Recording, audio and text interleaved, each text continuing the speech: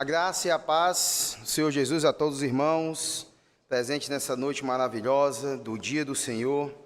Eu gostaria de pedir a todos os irmãos que abrissem as suas Bíblias em Lucas capítulo de número 16.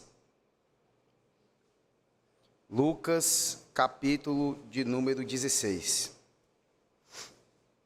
Nós vamos ler do versículo 19 até o versículo de número 31. Onde o texto, a perícope que nós vamos expor nessa noite. E a palavra de Deus, ela declara o seguinte: Ora, havia certo homem rico que se vestia de púrpura e de linho finíssimo, e que todos os dias se regalava esplendidamente. Havia também certo mendigo, chamado Lázaro, coberto de chagas, que jazia à porta daquele, e desejava alimentar-se das migalhas que caíam da mesa do rico, e até os cães vinham lamber-lhe as úlceras. Aconteceu, morreu o mendigo, e ser levado pelos anjos para o seio de Abraão. Morreu também o rico e foi sepultado. No inferno, estando em tormentos, levantou os olhos e viu ao longe Abraão e Lázaro no seu seio. Então, chamando, disse: Pai Abraão, tem misericórdia de mim, e manda a Lázaro que molhe em água a ponta do dedo e me refresque a língua, porque estou atormentado nessa chama. Disse, porém, Abraão: Filho, lembra-te de que recebeste os teus bens em tua vida, e de que recebeste os teus, igualmente os males, Lázaro. Agora, porém, aqui ele está consolado, tu em tormentos. E além de tudo, está posto um grande abismo entre nós e vós, de sorte que os que querem passar daqui para vós outros não podem, nem os de lá passar para nós. Então replicou: Pai, eu te imploro que mandes a minha casa paterna, porque tenho 5 irmãos, para que lhes dê testemunho, a fim de não virem também para este lugar de tormento. Respondeu Abraão: Eles têm Moisés e os profetas, ouça-nos. Mas ele insistiu: Não, pai Abraão, se alguém dentre os mortos for ter com eles, arrepender-se-ão. Abraão, porém, lhe respondeu: Se não ouvem a Moisés e aos profetas, tampouco se deixarão persuadir, ainda que ressuscite alguém dentre os mortos. Diante de nós está uma parábola, assim conhecida como parábola, mas não aceita por alguns exegetas, alguns intérpretes, alguns pastores, alguns homens de Deus na história. Isso porque é a única parábola que tem alguém dado nome a ele. E isso é uma regra para a parábola não ter nome. E aqui nós temos o nome do Lázaro, não do rico, que vivia esplendidamente, mas nós temos aqui o nome de Lázaro sendo citado. Inclusive, grandes comentaristas não chegam a comentar. Um dos livros que eu sigo, que é do Kenneth Bayle, acho que o melhor comentarista nas parábolas de Lucas, ele não comenta essa. E outros também não comentam, exatamente por essa regra ter sido descumprida de colocar-se o nome de alguém, e o nome aqui está o de Lázaro. Isso, dada essa informação, nós não iríamos, mesmo tendo essa informação, deixar de expor um texto importantíssimo como esse. Um dos textos mais importantes da história da igreja também é esse texto. Isso porque ele vai contra algumas seitas e crenças que se travestiram de outros nomes durante a história, né? Como o kardecismo e outros. Porque aqui a gente vê claramente, na leitura natural não precisa nem de ir para a baixa crítica, grego, hebraico, e nem fazer tanta filosofada para compreender isso. Aqui deixa bem claro que não se pode sair de lá está para nós, para dar informação nenhuma sequer. Mas no texto, nós espiritualmente, nós temos coisas a analisar, a aprender. Temos algumas questões que temos que observar antes de entrar na exposição restrita do texto.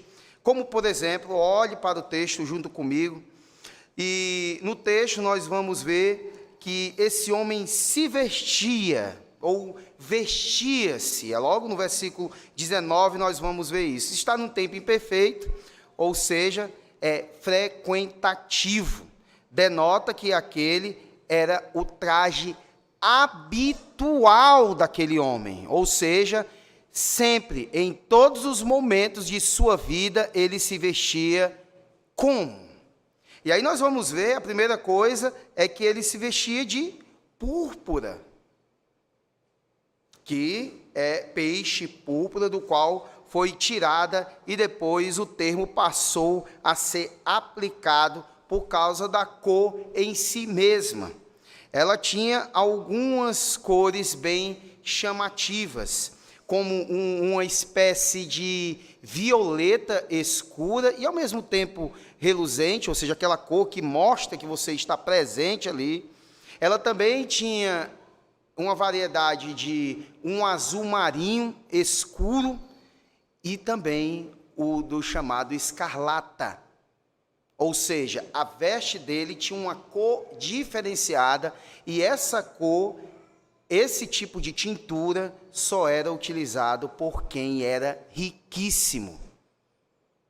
Então, ele se vestia em uma qualidade altíssima todos os dias, em todos os momentos.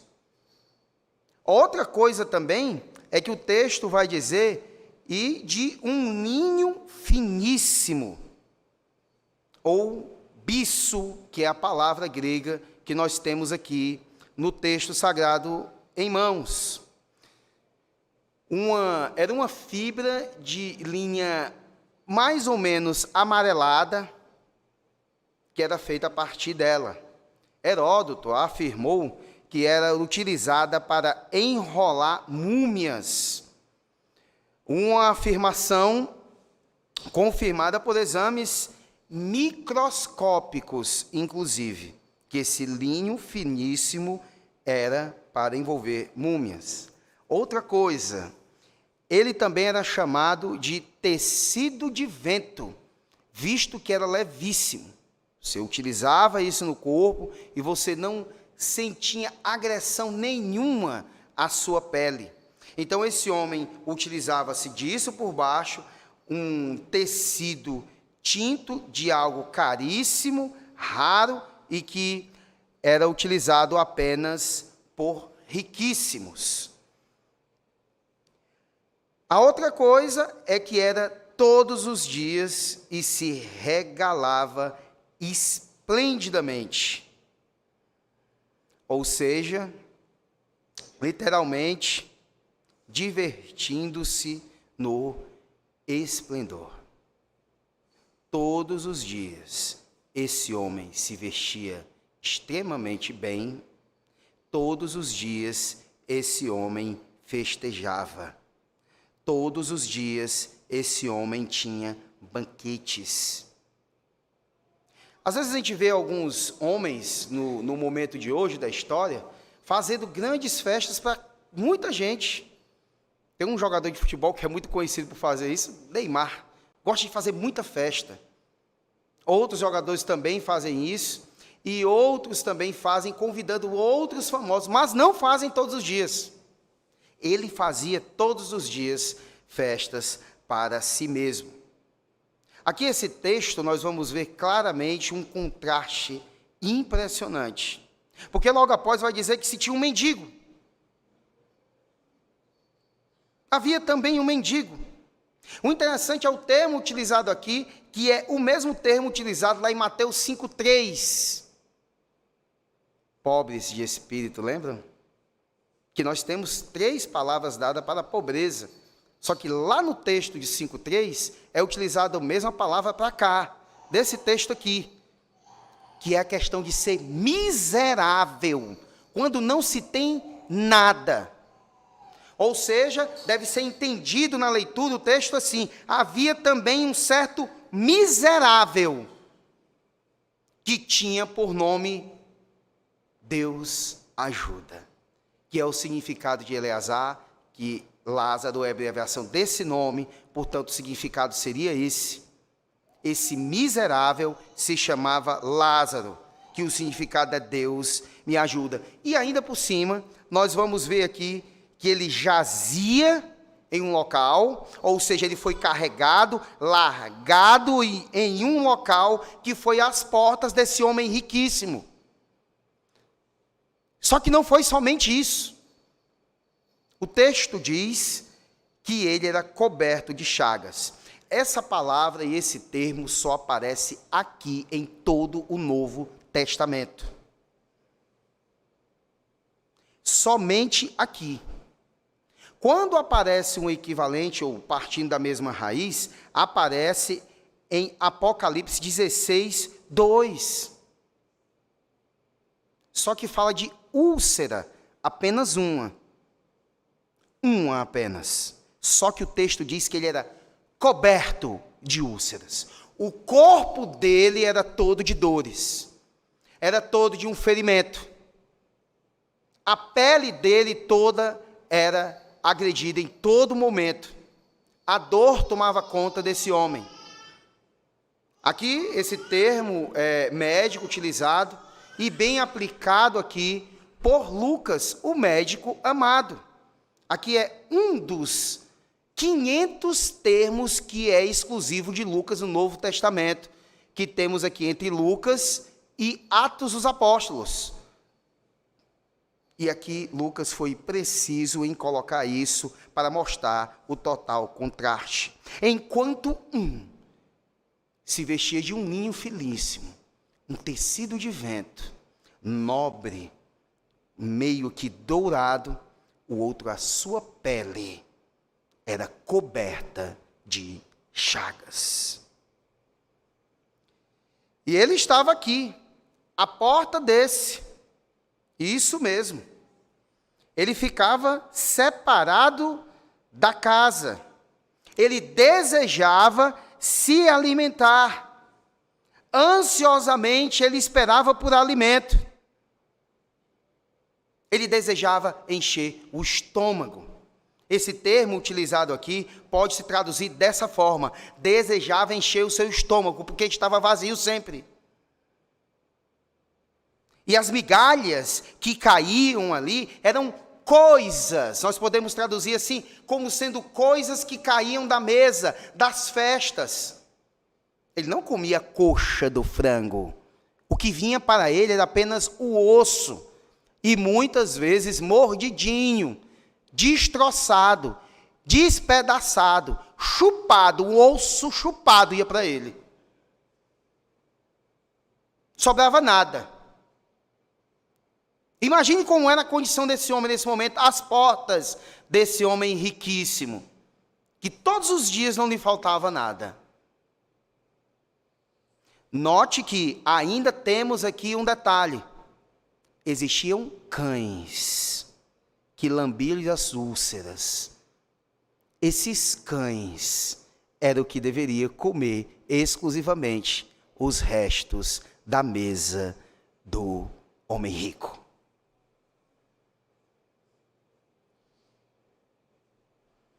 Então, o título da pregação de hoje, nós vamos começar a exposição exatamente agora, podemos dizer que são contrastes na vida, na morte e na eternidade. Que é uma coisa notável aqui, acerca dessa passagem da Escritura. E primeiro é que ela é fácil de entender, o que nós dissemos no começo, né? Doutrinariamente aqui ela abala facilmente. Você não precisa, meu irmão, você não precisa ter formação teológica, doutorado, mestrado ou algo assim, para chegar com esse texto diante de um kardecista, por exemplo, e detonar ele. Você não precisa disso. Uma leitura simples já irrita aquele que crê daquela outra forma. Entendeu? Então, Podemos discordar dela, negar sua veracidade ou desprezar seus ensinamentos, mas só uma coisa não se pode fazer, é negar sua clareza. Ninguém pode fazer isso. A verdade básica é que a vida é mais do que simplesmente viver, e a morte é mais do que simplesmente morrer. Isso aqui também vai para os ateus, que pensam que morreu, tudo acabou. Esse texto não diz isso. Há muitas especulações sobre o que acontece depois da morte. Pessoas fazem isso dia e noite por aí. Há um profundo mistério acerca da morte. Há milhões de pessoas que recorrem aos médiuns para falar com os mortos. Jesus, nesse texto, abre a cortina, levanta a ponta do véu e nos mostra que vem depois da morte, que é o seio de Abraão. O seio de Abraão. No 16, 22 é ou o inferno, que nós temos também. Seio de Abraão, e no 22, o inferno. No 23, 22 vai revelar isso para a gente. Então, essa parábola fala a respeito desses dois homens, o rico e o Lázaro. Então, a parábola está dividida em dois atos. O primeiro deles é o que acontece do lado de cá da sepultura. Do lado de cá, ou nesse momento histórico da eternidade. O segundo deles acontece do lado de lá, exatamente depois da morte, depois de ser sepultado. Então, o texto aponta três contrastes. O primeiro, o contraste na vida. O segundo, o contraste na morte. E o contraste na eternidade. Nós temos aí essa tripartição aqui no texto. Na vida, um é rico e o outro é pobre. Na morte, um é sepultado e o outro indigente. Você acha mesmo que o sepultamento do Lázaro foi como o do rico? Cheio de honrarias, cheio de homenagens, tão bom que ele era durante a vida. Talvez ele não tenha tido um sepultamento sequer digno, o Lázaro. Na eternidade, um está no céu e o outro no inferno. Então nós vamos para o primeiro ponto de hoje. Contraste na vida. O que acontece no lado de cá da sepultura. E é o mesmo momento que nós estamos vivendo de oportunidade e de vida na eternidade, viu? Então, duas realidades diametralmente opostas são colocadas aqui. Então, nós vamos ver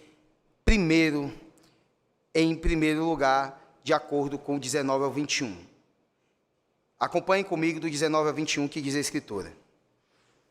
Ora, havia certo homem rico que se vestia de púrpura e de linho finíssimo, que todos os dias se regalava esplendidamente.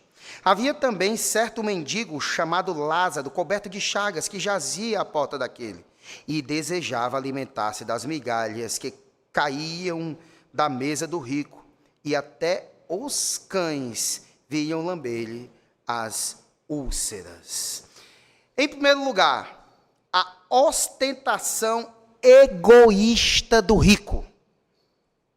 Aqui no versículo 19, no primeiro ato, tudo na vida desse homem reflete alegria, felicidade e prazer. Essas três coisas caminham juntas com ele. Entendeu? Alegria, felicidade e prazer. Ele vive regaladamente em festas e banquetes. As suas roupas são caras e luxuosas, como nós vimos na análise parte por parte, sobre a púrpura, sobre o linho finíssimo.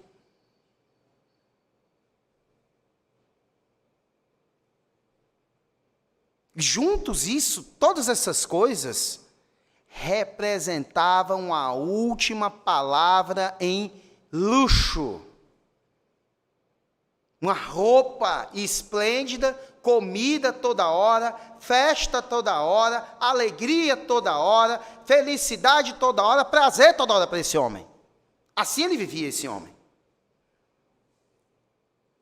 Então, além das vestes cheias de requinte, ele fazia da vida uma festa contínua, esplêndida, regalada. O interessante aqui no texto é que o rico não é acusado de crimes horrendos. Geralmente a gente tem um rico e ele mostra claramente que ele apenas observava a lei, no mínimo. Como o jovem rico, a gente vai ver mais tarde em Lucas também. Nós vamos ver um rico que era injusto. Nós vemos um homem rico, nós acabamos no início aqui do capítulo 16, nós vamos ver um homem que era rico, ele era rico também, o mordomo, o administrador infiel também era rico. Mas ele roubava. Nós vamos ver também aquele homem que ficou rico e queria viver assim, e não pôde, porque o Senhor disse: louco, essa noite pedirão a tua alma. O que tens? O que farás? Mas ele não. Ele não tem crimes horrendos. Não é taxado de caluniador, fraudulento, assassino, adúltero, ébrio ou simplesmente imoral. Não.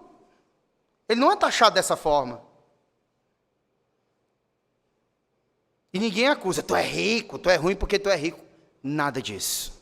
Não existe isso no texto. Portanto, nós não devemos crer que existe por causa de uma causa dessa que ele ficou aonde está. O problema dele não é a riqueza. Não é ser rico. O problema é a riqueza sem Deus. Esse rico não tem tempo para Deus. E nem para o próximo necessitado. Ele só pensa nele, tudo é para ele, exclusivamente para ele. É usado apenas para ele.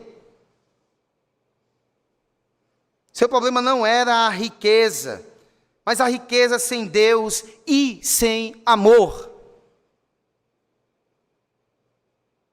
Nós citamos aqui no início, até jogadores de futebol que são muito ricos, mas geralmente eles têm pelo menos, eles ajudam, tem uma fundação para ajudar crianças, tirar crianças das ruas, ou alguma coisa desse tipo. Aqui não, esse homem vivia exclusivamente para ele. Nenhum tostão para ninguém.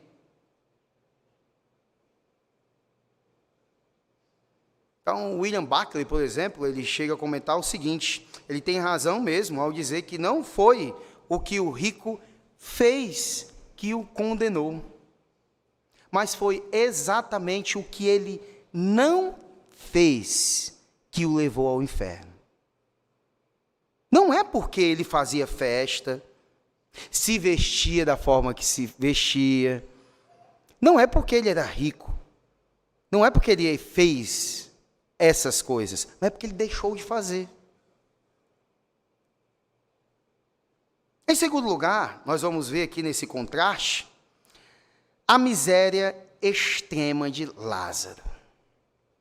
Aqui do 20 e 21, de novo o texto, olha aí, diz: havia também certo miserável, entenda assim, que deveria ter sido traduzido assim o texto, chamado Lázaro, coberto de úlceras, que jazia à porta daquele, ou seja, que foi jogado à porta desse homem rico. E ele desejava alimentar-se das migalhas que caíam da mesa do rico.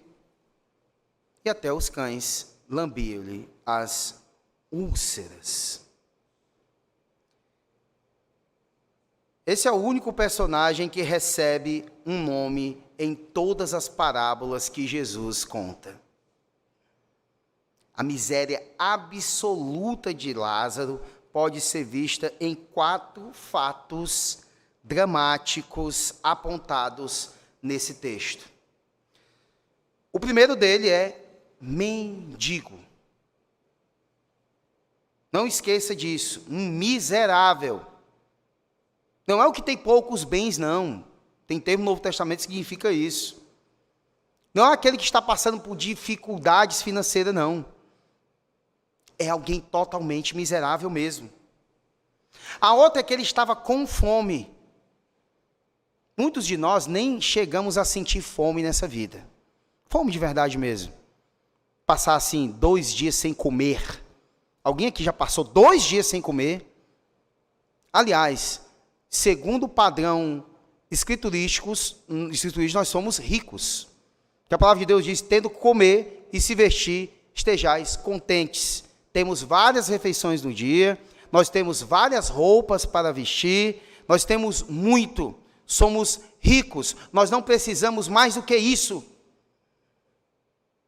A outra coisa é que ele estava coberto de chagas, doente, sofredor.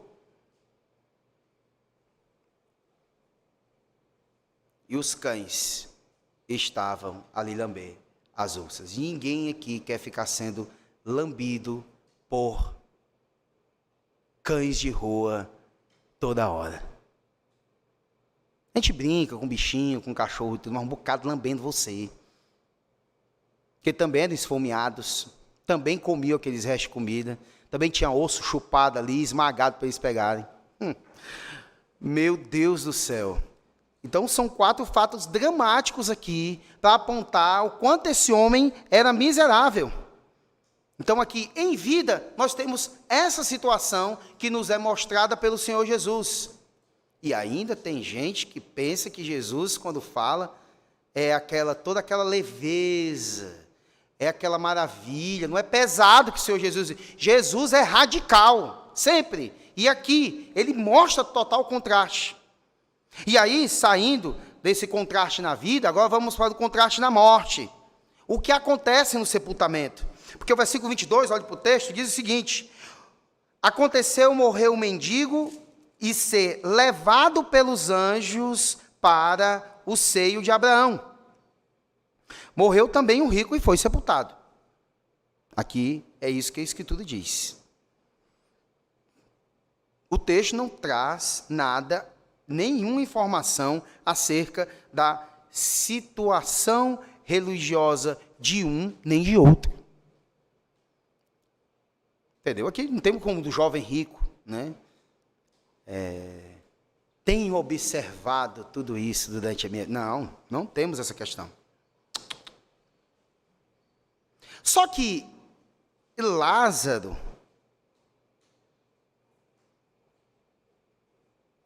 de acordo com o texto aponta que ele era um fiel servo de Deus. Porque tem algo que acontece quando ele morre, que não é citado no rico. Porque o texto diz que levado pelos anjos para o seio de Abraão. Isso aponta algo acerca da vida de Lázaro. Nós não sabemos se por causa da aflição. Nós, enquanto em vida aqui, temos uma mania, e isso é quase que unânime, de reclamar no momento de provações, no momento de privações, no momento de dificuldade, no momento de doença, momento terrível na vida, nós tendemos a reclamar. Só que a aflição é algo inevitável. O Senhor Jesus diz, no mundo tereis aflições. Então, pode ficar tranquilo. Esse negócio de pare de sofrer, como diz a Universal do Rei de Deus, não vai acontecer. Não pare de sofrer. Ou você não vai parar de sofrer. Sempre os sofrimentos virão. E além disso, essas dificuldades são necessárias, porque são para o nosso bem, são pedagógicas, são para nós aprendermos a viver com Deus e aprender, inclusive, a lei de Deus. No Salmo 119, versículo 71, o salmista vai dizer: foi-me bom ter passado pela aflição para que eu aprendesse os teus decretos. E ainda, no versículo 68, o versículo antes, diz assim: antes de ser afligido, eu andava errante. E nós vimos uma parábola um dia desses, a chamada conhecida como do filho pródigo, que aquele filho mais jovem, quando cessou tudo na vida dele, entendeu? Porque o filho pródigo não tinha nem osso chupado para comer. O filho pródigo desejou comer a farroba de porcos, lavagem de porco, e nem isso tinha. Quando chegou nesse momento, o que ele fez? Caiu em si mesmo. E disse que ia ter com seu pai, estava arrependido, e assim o fez. Então, esses momentos na vida, muitas vezes, são para nos aproximar, clamar, chegar-se a Deus, que é o nosso único refúgio e fortaleza. O rico, por sua vez, por causa do seu estilo de vida, fazia do prazer o seu Deus.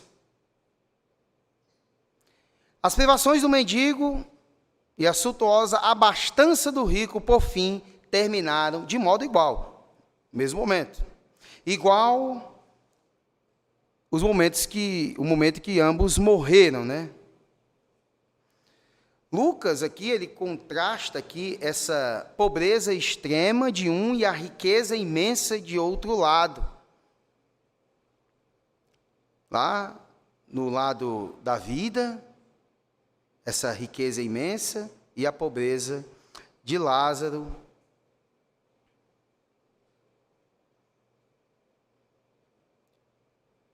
Que tinha banquete todos os dias, outro passava fome todos os dias, um vestia-se de púrpura e linho finíssimo todos os dias, o outro de trapos, mas a diferença entre eles que não aparecem nas roupas, nas casas, nem na posição social.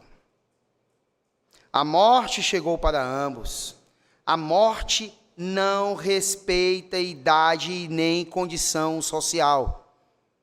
Thomas Boston, em uma revista que eu tive a oportunidade de ler, dos puritanos, ele fala assim, que a morte é um ser inexorável, que não tem dó dos cabelos brancos de um velhinho, e nem da lindeza e fofura de um bebezinho, nem respeita a riqueza e a autoridade de um rico, e nem tem misericórdia de um pobre, e daí por diante, em sua revista chamada A Morte. Revista não, um livro, mas eles resumiram numa revista. Uma das primeiras revistas dos puritanos. Eu só li porque eu ganhei essa revista. Senão eu não tinha lido, não tinha conseguido comprar. Né? Então, é sinal de igualdade na equação da vida à morte. Ricos e pobres vieram do pó e retornarão para o pó. Ricos e pobres não trouxeram nada para este mundo e nada levarão dele. Não há caminho de mudança em enterro, nem gaveta no caixão. Então, a morte bateu um dia para Lázaro, bateu na porta dele. No seu sepultamento, com certeza não houve cortejo fúnebre, nem flores, nem hinos, nem discursos, pois ninguém se importava com ele ou sentiu a falta desse homem. Lázaro desceu à sepultura sem holofotes, sem aplausos humanos. O texto silencia completamente em relação ao seu funeral. Não sabemos ao certo o que fizeram com o corpo de Lázaro.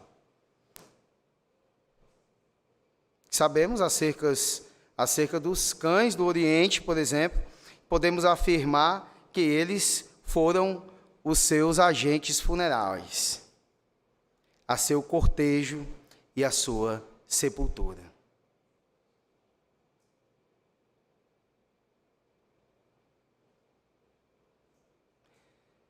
Com estremecimento de nojo, nos afastamos, dizendo: que tragédia!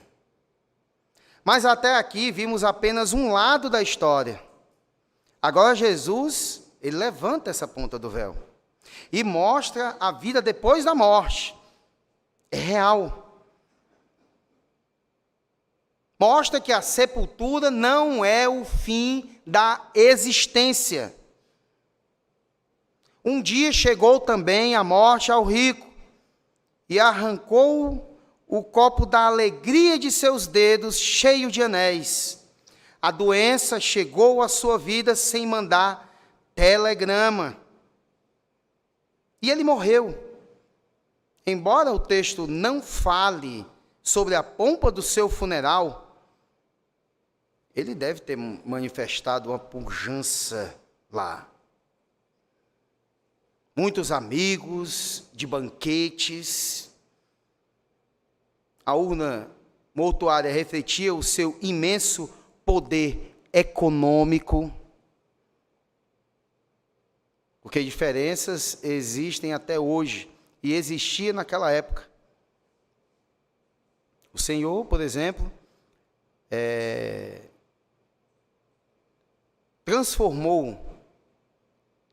alcançou um homem rico para ceder o seu túmulo a Jesus, e nunca tinha sido usado. Mas aquilo não iria acontecer se isso não acontecesse, se alguém não cedesse. Funerais de pobres naquela época, principalmente, é terrível. Vá morrer sem ter um plano funerário para você ver a confusão que é. Tenha a experiência de ir até o cemitério do Bom Jardim, que alguns aqui já foram. Não é não, Beto? Como é que é a realidade ali? É triste.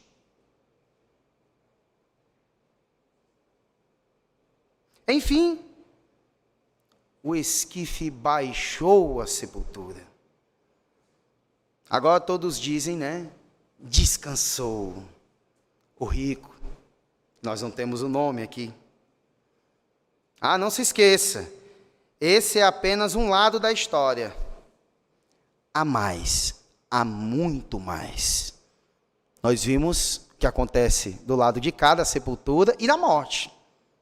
Só que agora é o contraste na eternidade. E aqui se estende do versículo 23 ao 31. O que acontece aqui do lado de cá da sepultura. E vamos ler aqui mais uma vez esse trecho, que diz: no inferno, estando em tormento, levantou os olhos e viu ao longe a Abraão, Lázaro no seu seio. Então, chamando, disse: Pai Abraão, tem misericórdia de mim, e manda a Lázaro que molhe em água a ponta do dedo e me esfregue a língua, porque estou atormentado nessa chama. Disse, porém, Abraão: filho, lembra-te de que recebeste os teus bens em tua vida, e Lázaro igualmente os males.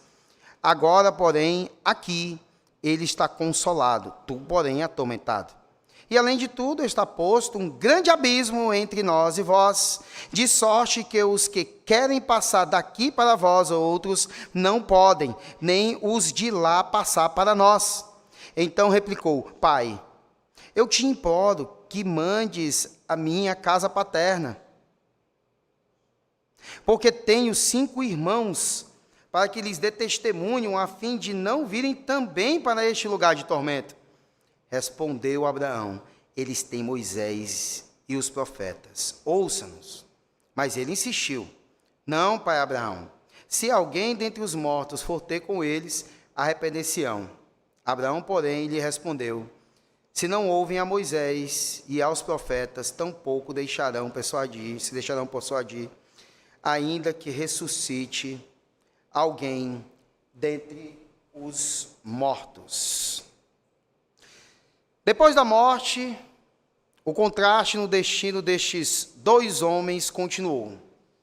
Mas agora a situação é invertida. Uma vez que uma pessoa tenha morrido, sua condição ou de bem-aventurança ou de condenação está fixada para sempre. Não existe uma segunda chance. Não temos a segunda chance. Não. Então vejamos algumas coisas. Em primeiro lugar, a bem-aventurança eterna de Lázaro, né? Que no versículo de número 22 vai dizer: aconteceu morrer o mendigo e ser levado pelos anjos para o seio de Abraão. Quando a cortina foi levantada depois da morte de Lázaro, vemos anjos carregando Lázaro para o seio de Abraão, ou seja, para o céu. O nome Lázaro, como nós dissemos, significa Deus ajuda, ou você também pode se entender como Deus é meu auxílio. Embora desprezado pelos homens e considerado a escória da sociedade, nesse ostracismo social, esquecido, doente, faminto, só rodeado por cães. E nós não temos a garantia que aqueles cães também, viu? É daqueles cães com uns pelinhos, ralinhos, entendeu? Pode ser ainda aqueles cães sarnentos, leprentos também. Ele confiava em Deus. O rico tinha tudo, menos Deus. Lázaro tinha nada, senão Deus. Lázaro tinha Deus. Quando Jesus, a gente fala assim, não tem nada falando de religiosidade deles, mas quando Jesus diz que é Lázaro o nome dele, que Deus é meu auxílio, Deus é minha ajuda, está declarando que ele tinha o Senhor por única ajuda e auxílio dele. No seio de Abraão havia consolo. Quão cedo que Lázaro se esqueceu dos seus andrajos, da sua fome, dos cães, das noites frias, do homem rico que não assistiu na miséria. Ele foi, afinal, consolado. Em segundo lugar, a desventura intermina do rico. Que aí nós temos aí do 22b, né?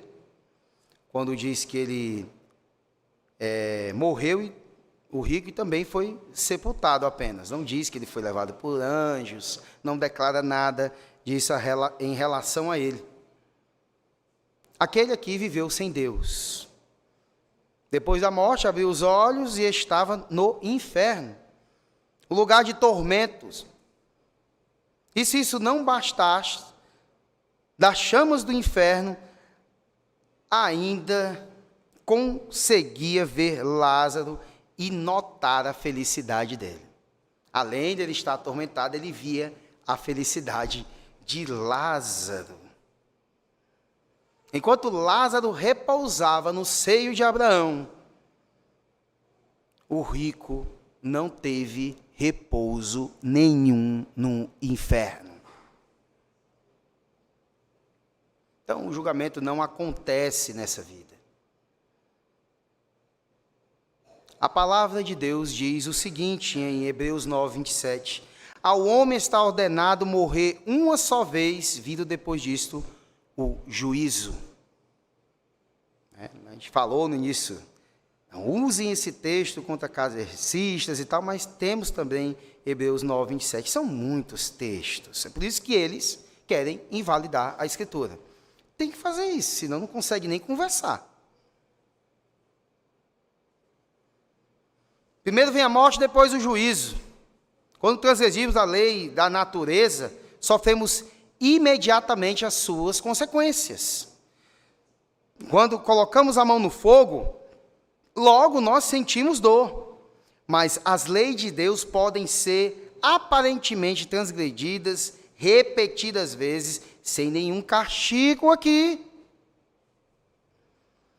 O homem que blasfema não parece sofrer com isso. O homem que rouba parece ter motivos para se vangloriar, pois aparentemente vive melhor do que quando não roubava. Aquele que vive sem freios morais pode deleitar-se com os prazeres efêmeros do pecado, mas as Escrituras não dizem que toda vez que pecamos, Deus envia um anjo com vara de ferro para nos bater.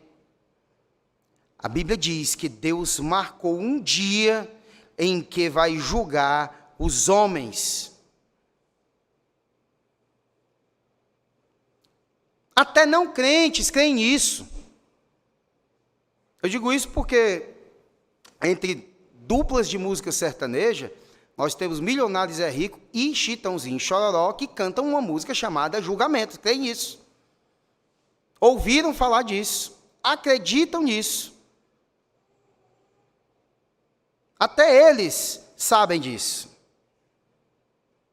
Então eles não poderão fugir das mãos de Deus. Não terão, mas eles terão que prestar contas por todas as palavras frívolas, todas as obras injustas, todas as omissões pecaminosas, todos os pensamentos impuros. Será o dia do juízo. Sim, o dia do juízo. Um homem rico não despertou santo. Viu? Ele não despertou santo aqui, não. Teve esse negócio, agora sim, depois da morte, agora tem o cara agora é o Hagios, santo. Não. Quem morre na impiedade passa toda a eternidade na impiedade. O texto aqui nos mostra várias imagens aterradoras do inferno. Primeiro, o inferno é lugar de tormento. O inferno é descrito aqui como lugar de tormento, de chamas inextinguíveis, de fogo que não se apaga, de fumaça que sobe pelos séculos dos séculos. O inferno é descrito por Jesus como um lugar onde o bicho jamais deixa de roer. O inferno é lugar de total ausência de comunhão. Lá é uma prisão e é um lugar de trevas eternas. A outra coisa, o inferno é um lugar onde não há consolo.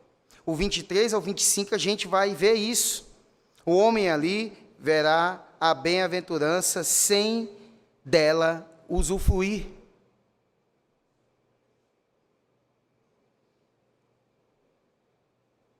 Chamará sem ser atendido. Será atormentado sem receber refrigério nenhum. Do 23 ao 25, a gente vê isso no texto. Então, o inferno é um lugar de onde não se pode sair. Também temos isso. Versículo 26, que diz: E além de tudo, está posto um grande abismo entre nós e vós, de sorte que os que querem passar daqui para vós outros não podem, nem os de lá, passar para nós. O inferno na Bíblia é definido como uma prisão de algemas eternas. Em Judas, versículo 6 e versículo 13, Judas lá, o antes de Apocalipse, você vai ver isso também. É só um capítulo, versículo 6 e o 13 diz isso. Não haverá chance de arrependimento no inferno. Será uma prisão eterna, será um castigo eterno. Um abismo intransponível. Ali é muito mais do que uma circunvalação. Muito mais do que isso. Porque um dia as muralhas do imperador Adriano foi derrubada. E lá existia uma circunvalação. Antes da muralha ainda existia um fosso. Então é mais do que isso. É inimaginável a questão dessa aqui que separa o céu do inferno. Então há um caráter de irreversibilidade da sorte de uma pessoa depois da morte. Outra coisa, o inferno é um lugar onde o pedido de socorro não é atendido. O 27 diz: então replicou: Pai, eu te imploro que o mandes à minha casa paterna. Ele implorou aqui nesse momento. Não há alívio no inferno. Não há pedidos atendidos no inferno. Não há chance de reverter qualquer situação no inferno. É o final e é eterno. A outra coisa, o inferno é um lugar de lembranças das oportunidades perdidas. Então, o 27 ele faz esse pedido, né? Ele implorou aqui. O 28 diz: porque tenho 5 irmãos, para que lhes dê testemunho, a fim de não virem também para este lugar de tormentos. Se as memórias amargas já atormentam os homens nessa vida, quanto mais os afligidos, o que afligirão, digamos assim, por toda a eternidade. Imagine, a situação do Lázaro aqui nessa vida foi passageira, mas eternamente ele está feliz. Agora imagine a situação aqui, interminada dessa aflição. Ah, quantas oportunidades perdidas. Quantas vezes Moisés e os profetas, primeiro minuto de inferno, os ímpios se lembrarão dos avisos solenes de Deus. Primeiro minuto, vão se lembrar de tudo que foi pregado. De todas as vezes que foram evangelizados. De todas as vezes que vieram para a igreja à força, por causa do papai, por causa da mamãe, por causa do marido, por causa do cônjuge. Viu? No primeiro minuto.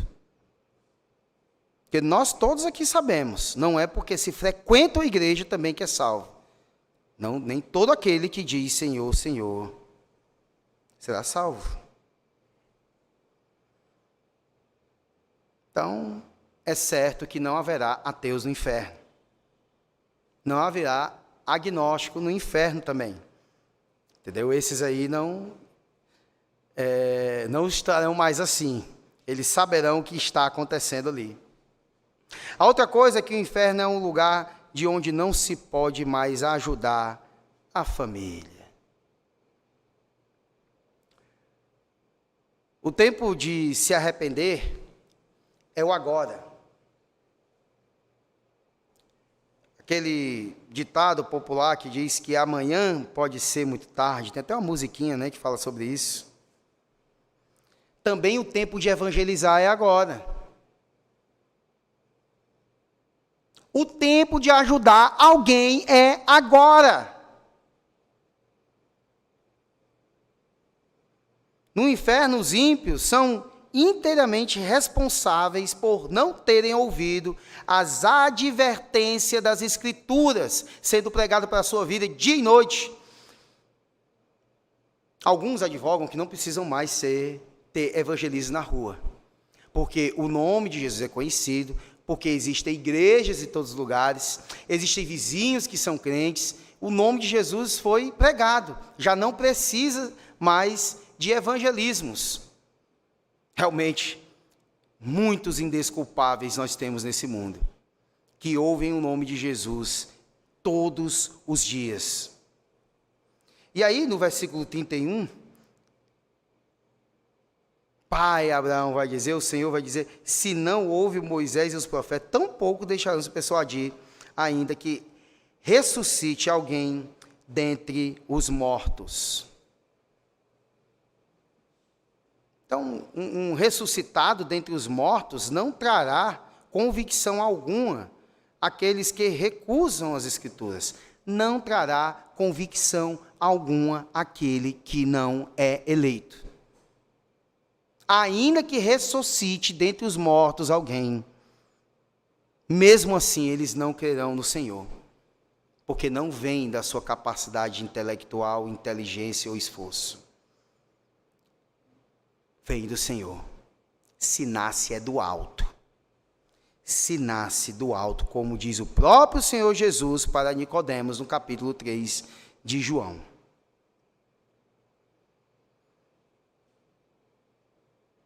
Então, quão equivocado ele estava. Realmente, apareceu ao povo alguém dentre os mortos. E o seu nome era Lázaro. E ainda que não Lázaro da parábola, que a gente está falando aqui. A história nós vamos ver lá em João capítulo de número 11. Qual foi o resultado? Todo mundo se converteu ali, quando apareceu um ressuscitado entre os mortos. E o povo estava vendo. Cheirava mal. Viu? Ele cheirava mal ainda. Saiu fedendo. Acho que foi daí que nasceu aquele negócio de escapou fedendo. Foi Lázaro.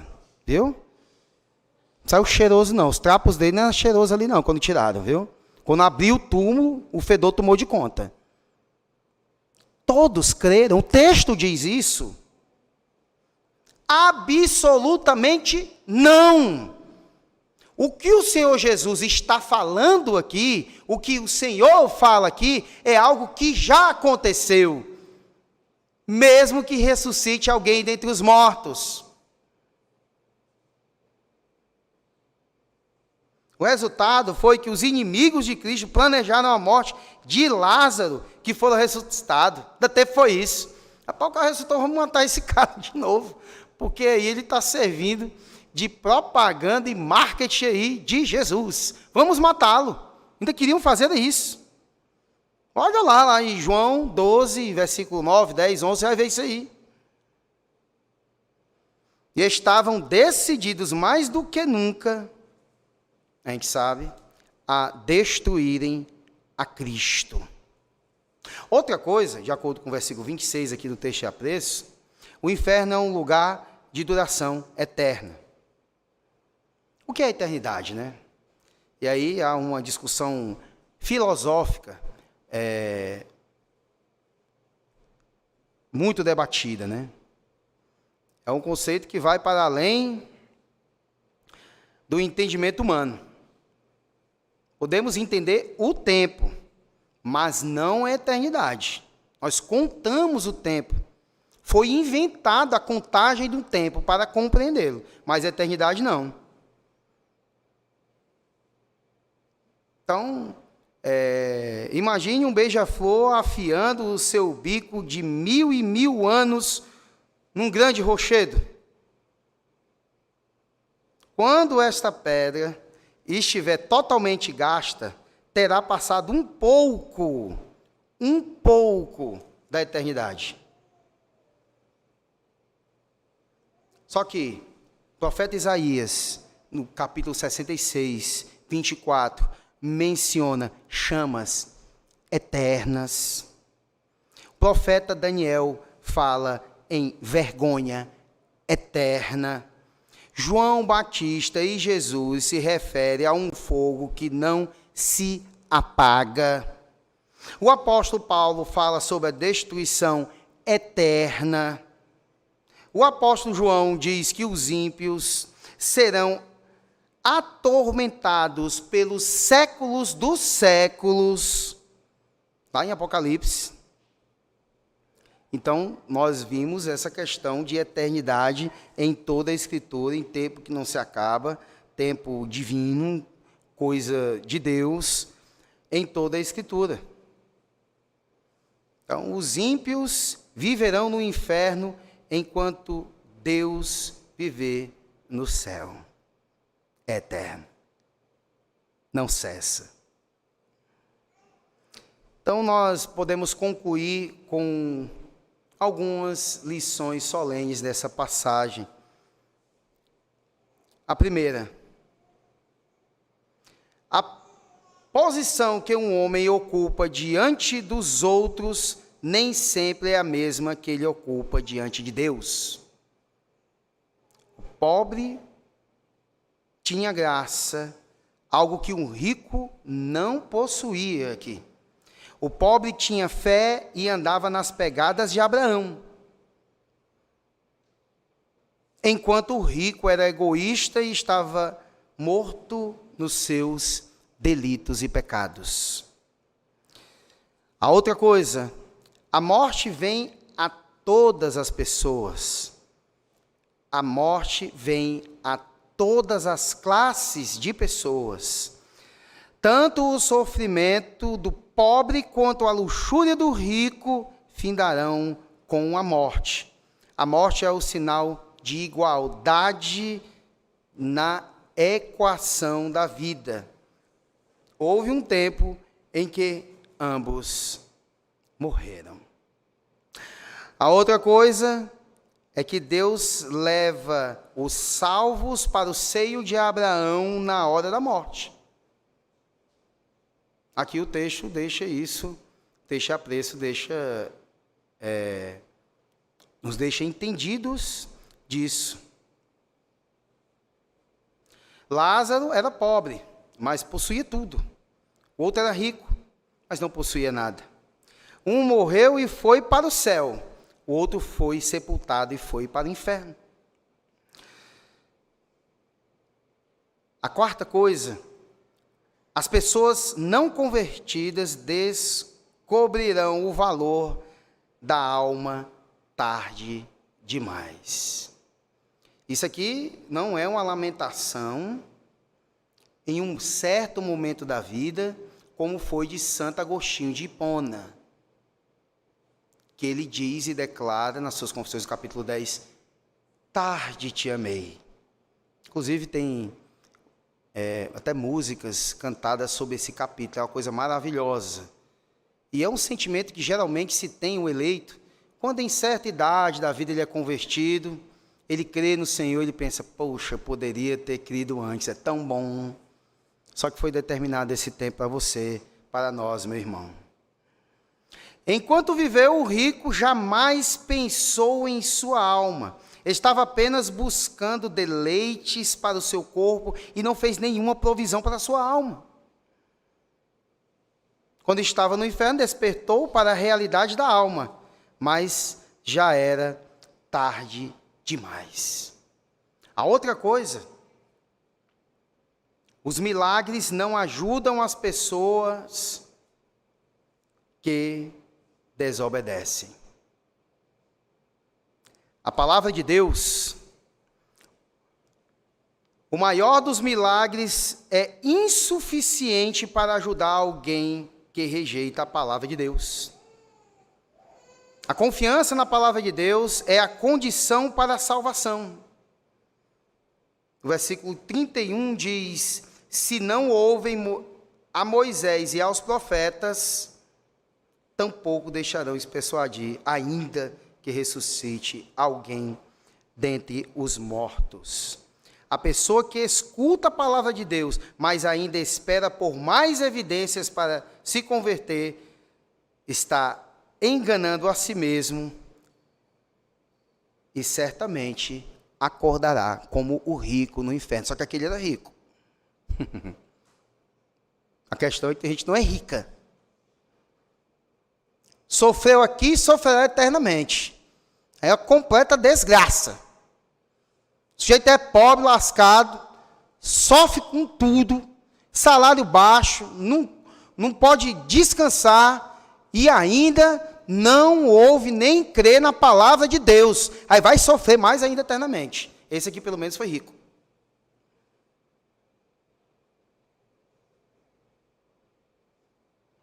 Então o testemunho das Escrituras se reveste de tanta relevância e validade que sozinho já é suficiente para produzir uma conversão. Um sinal milagroso que age sobre os sentidos de forma alguma é comparado ao testemunho extraordinário das Escrituras. A Escritura é suficiente. A Escritura, ela santifica. Através de pregar a Cristo, esse crucificado, é que vai fazer com que o eleito creia. O não eleito não vai crer. O não eleito não vai crer nesse que ressuscitou, está à destra do Deus Pai e que vive eternamente.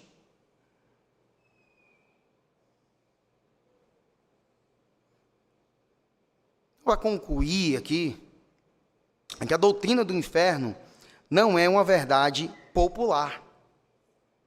Não agrada a ouvidos. Ela choca as pessoas mais sensíveis. O ser humano não gosta de ouvir sobre o inferno. Contudo, pior do que ouvir sobre o inferno é ser lançado nele. Deve-se temer isso. A questão é que não foi dada a todos o enxergar, o farejar, o poder ouvir a voz do bom pastor e segui-lo.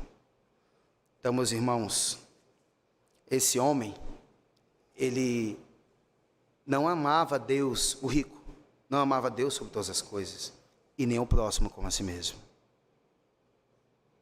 Ele não amava ninguém a não ser ele mesmo.